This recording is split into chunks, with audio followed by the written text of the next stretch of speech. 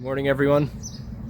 I thought I would take advantage of this brief little interlude of relative dryness in the garden to bring you another video.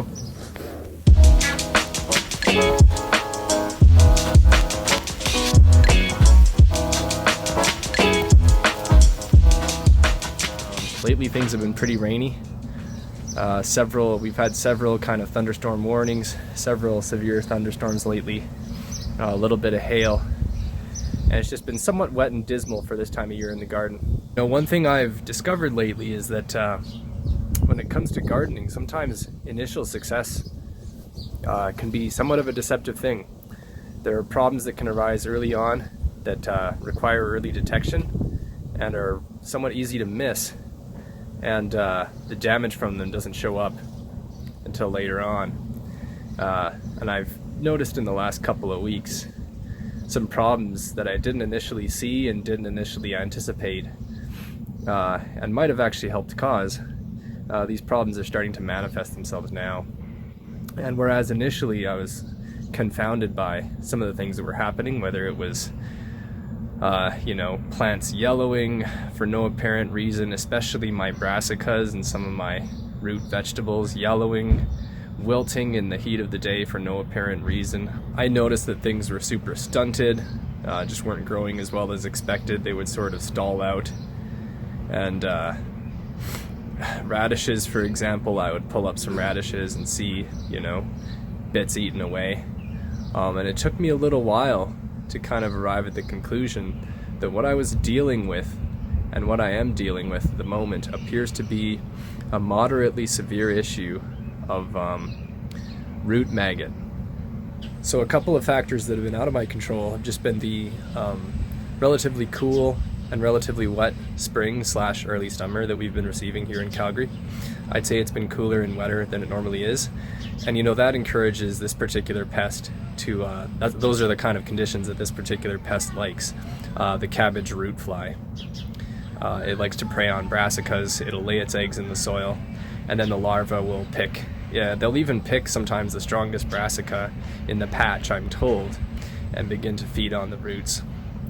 And so one thing that I was noticing when I was pulling up some of the plants, there was definitely excess moisture. Things were soaking wet in the soil.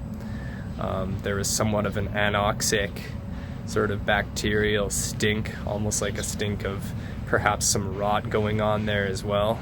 So there could be a confluence of factors with microbial and fungal problems that I'm also facing. But one thing that I've noticed is plants that are unhealthy that I've pulled up, they've had these little maggots feeding on them, and I wasn't sure what kind of insect larvae they were at first.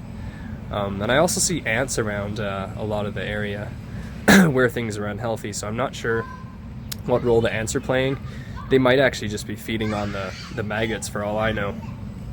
But anyhow, that's another one of the factors that I've noticed as I've been trying to investigate and discern what the problem is here. But yesterday, I did a little bit of research. I did some digging online, and I explored. When I looked at the symptoms and the description and the factors that cause cabbage root fly and these root maggots to infest your garden, it felt like a perfect match, and it's a little disheartening. I've learned a couple of hard lessons, I think. I think on a personal level, I tend to be the type of person who I approach things with a lot of enthusiasm and a willingness to work hard, and just an energy level to want to get after it and get things done. And so I had this kind of high excitement, and I've put in a lot of hours of work, probably hundreds of hours of work already, just on getting this garden started, with getting all the infrastructure set up, starting seed indoors, transplanting, planting, thinning things out, weeding, more infrastructure. There was just always things to do, thinning stuff out. So I really applied myself diligently in terms of having an energy and a zeal to want to create a beautiful garden. But I think one thing that's not as big of a strength of mine is applying the concepts, even concepts that I ought to know, applying concepts and principles and taking them into consideration before I try and execute an idea. And that's kind of been a painful lesson that I've been reflecting on over the last little while. So above and beyond the aforementioned factors that were outside of my control, there's been a number of things I have done deliberately to accelerate and exacerbate the problem. And I imagine that other people's gardens probably aren't suffering from this issue nearly as bad, despite the fact that we've all been facing similar weather conditions and plants are looking a little bit stressed out. Well, one thing I've done, a couple things I've noticed and been contemplating that I think I've done to make the problem a lot worse. So number one, being overzealous in terms of starting things early.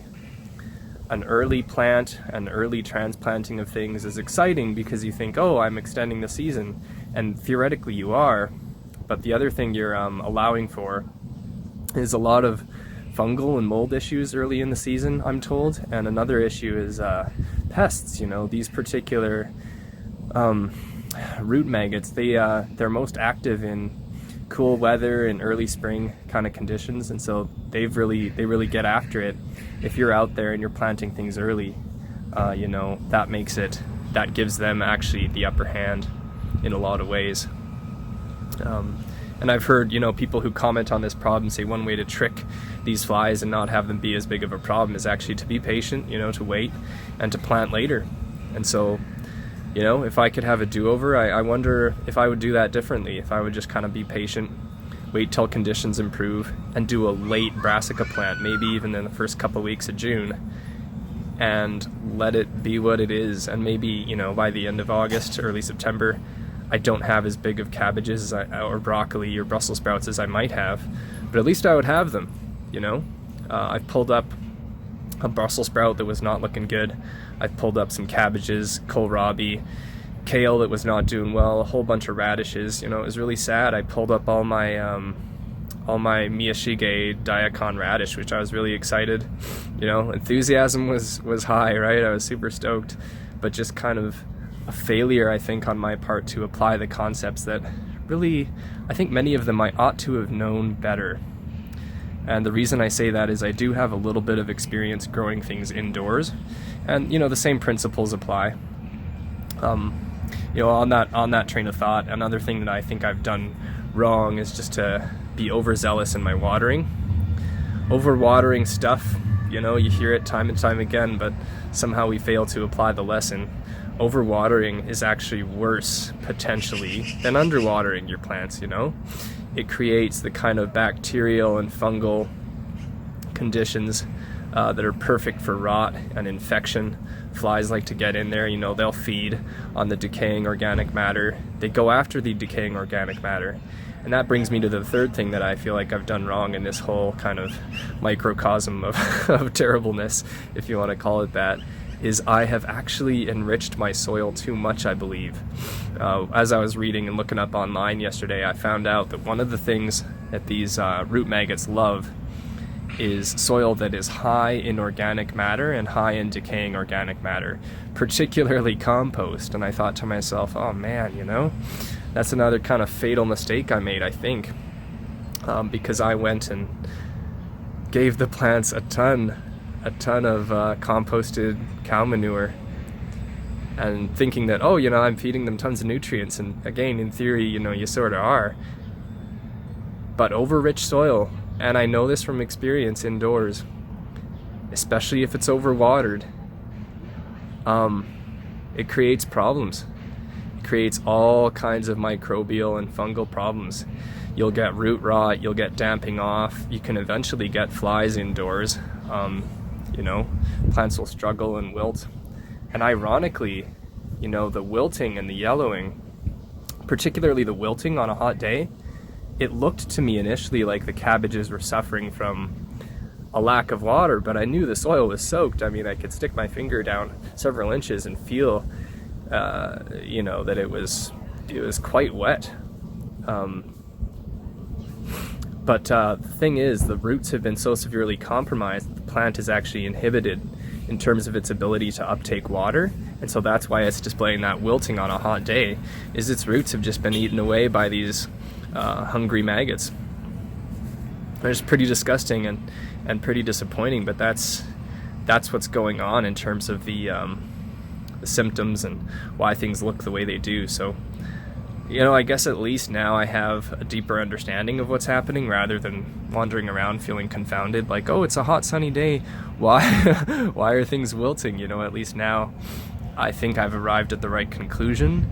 But unfortunately, with this kind of an issue, prevention is your best friend, and treatment, there's a little bit you can do, but once the maggots are well established, there's not a lot you can do.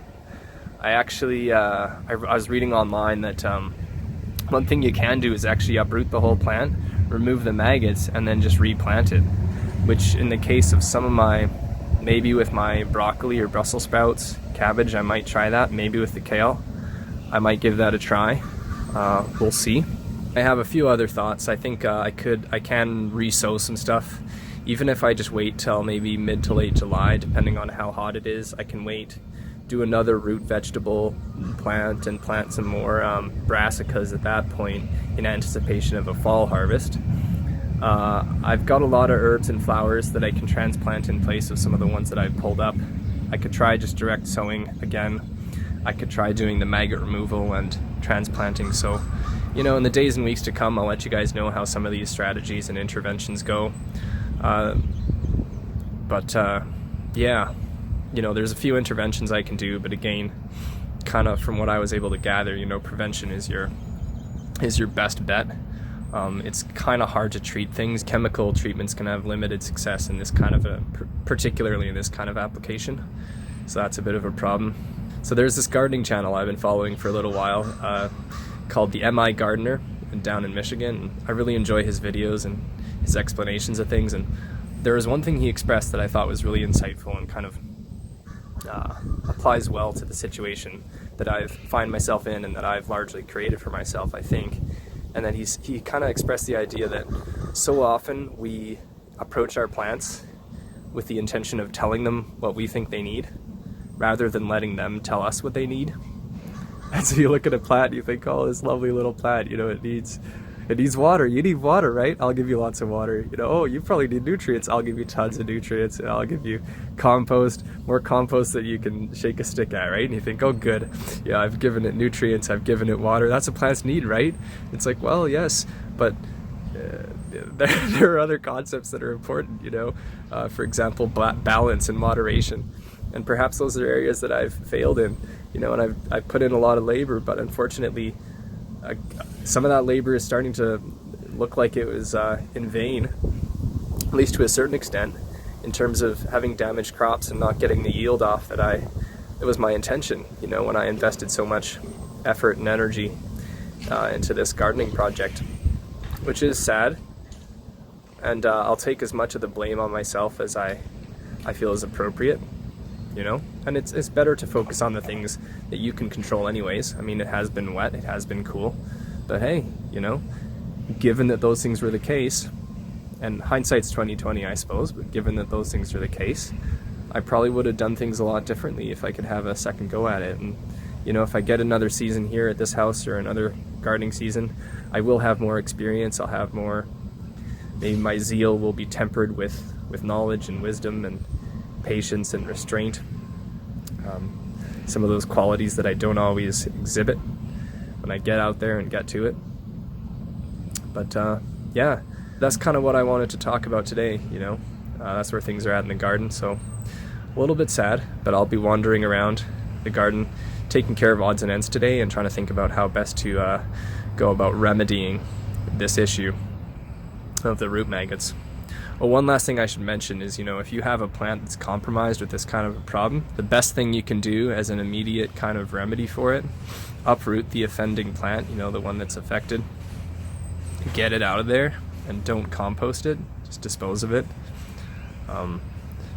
The soil could go for a tilling, you know, you could try, they always say crop rotation, more year to year is a way to prevent this from being an ongoing problem, just so the insect, I think it's the eggs that stay dormant in the soil over winter, but just so these insects don't have the same species again as a food source, right, the following season, that'll just lead to ongoing disease. But yeah, getting rid of and kind of eradicating those ones that are a problem and trying to clean the garden thoroughly, you know, remove organic matter, get those maggots out of there if you can. That's going to be kind of one thing I'll be going after today. But it's kind of all for now. Until next time, happy gardening, and hope you guys are looking forward to the next update. Alright, bye for now.